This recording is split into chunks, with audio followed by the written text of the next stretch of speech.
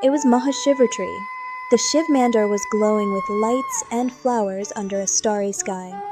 Anaya and Vihan walked in with their parents. The sweet smell of incense filled the air as bells rang.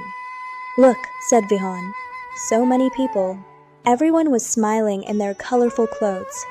Devotees offered milk, water, and flowers to the Shivling with love and devotion. Together, everyone chanted, "Om Namah Shivaya. Om Namah Shivaya." It felt like a warm hug. "I feel so happy here," whispered Anaya, her heart full of peace and joy. Her mother smiled. "Today we pray for goodness, kindness, and strength, just like Lord Shiva." The children shared prasad and even helped an old lady walk safely. Under the shining moon, their hearts were full of joy. It was a night they would never forget.